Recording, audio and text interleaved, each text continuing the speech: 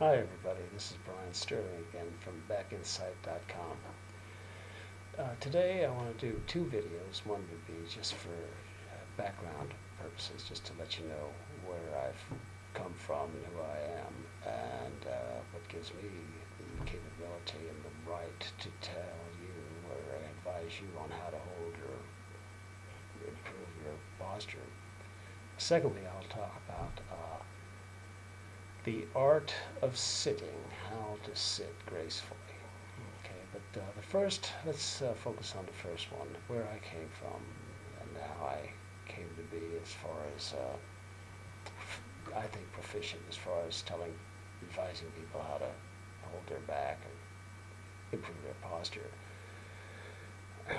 I came from a difficult childhood, and I found that I just given the background where I didn't feel like I would measure up. So I had to struggle in order to try to feel like I measured up. But in doing so, I would, when you do that, what you do is you leave a lot of your parts behind, and what I did would leave what left behind in order to gain or try to keep up pace with everybody was I lost my posture, trying too hard, as you might say, and then I lost I just didn't have good posture, and I had a difficult time with my parents, particularly my father, and so he there was always an uphill battle with him, and my back showed a marked imbalance, poor posture because of it. So I know pretty much where the difficulty lies for most people who have bad posture. A lot of people who present videos on how to improve their posture, they don't know what what I've dealt with or what maybe you have dealt with as far as bad posture. They just take it, they see somebody, hey, that person has bad posture, I'll tell them how to fix it. Well, if it were that simple, I think everybody would have good posture. It's just not a snap of the fingers. I, on the other hand, have gone from point A to point B. I know what the problems are. I have experienced bad posture from slouching and feeling small, belittlement, whatever. Most of you who are tuning in may know what I'm talking about. I mean, it was tough out there for many of us. So, consequently, I talk quite a bit about dropping the baggage. I mean, some of us hold baggage that is just not necessary to hold. I mean, just, you know, it's just a good idea just to drop a lot of the baggage. And an Alexander technique, uh, if you look up F.M. Alexander, his technique, which is quite prominent today, talks about starting from scratch, just doing nothing for a period of time, just so you can just so you can start from a level playing field. Just, pretty much you have to start just by doing nothing, because we build our houses on sand, on the poor habits that we already have. You have to drop everything to include, and that will help to drop the poor habits that you might have.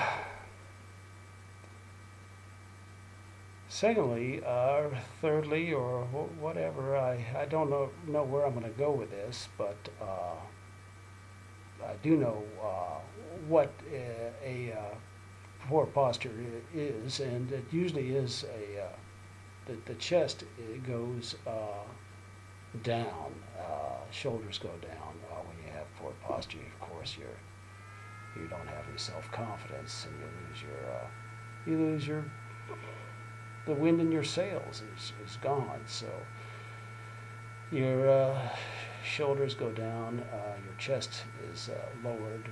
Often it has a concave appearance. what a lot of people think when they say, okay, let's get good posture, is they do all this raising and exercises, etc., and they forget that they're working with a core that is lowered by 3, 4, 5 inches. So I'm all about the cure or the process to help. I don't know if there's a cure. I don't know if there ever will be. It's kind of like alcoholism. You're always going to feel like you're trying to subtly improve your posture. Always, even when you're my age. So what I suggest to most everybody is that they somehow raise their shoulders so that they can, their chests will rise. And how you do this, I've found, is first lengthen the spine. This is a key procedure with the Alexander technique. Lengthen the spine and raise. It'll raise the head on top of a free neck.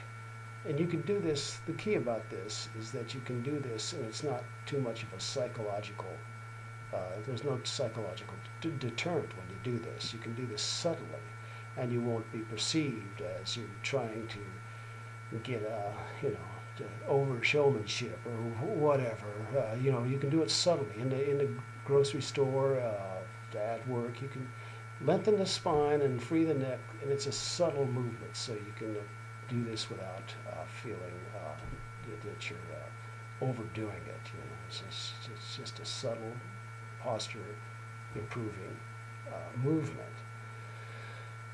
So again, just lengthen the spine, lengthen the spine, free the neck, and align it with the spine so that there's no forward head placement of the body. It's all above the shoulders. The head is above the shoulders, and the ears are directly above the shoulders. Takes practice at first to do this, but it's the only, pretty much I've tried them all, running, weightlifting, and all that, and I don't have the appearance now that I had as a weightlifter. I still had my shoulders too low and all that. And so the thing to do is lengthen the spine. This is one way, the only way I think there is to improve posture and to maintain it, is to subtly lengthen the spine, free the neck, keep it aligned with the now lengthened and aligned spine, and keep the head balanced on top of the neck. That's key. That's the key procedure to begin. That's the beginning. Once you do that, then you can raise soon enough you'll start to feel your shoulders wanting to come up. So the sternocleidomastoids, if I pronounce that, these two muscles that originate from the back of the ear to the clavicle will become more inclined to raise the sternum and the clavicle and the shoulders and the chest.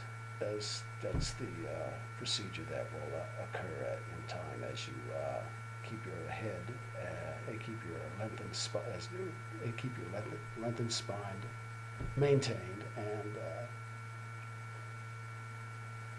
head balanced. And your chest will eventually rise, and you'll become you'll have more oxygen, you'll feel better. So that is where I come from, and that is where I am, and that is where I'll always be going. And I hope that you all experience the same thing. Consider what I've said. There's a lot of good information out there. There's a lot of good information on the jaw. There's a lot of good information on the sacrocranial fluid between those two areas, the head and the pelvis. There's a lot of good information on the internet about improving posture. Seek that out. I hope you'll have a good experience doing this. It's a process. There's no end to it. It's just a process. Enjoy it, enjoy your improved posture and enjoy your life, and I'm sure you will. And tune in, visit backinsight.com, and visit the other videos that are out there that are showing very good information about improving posture.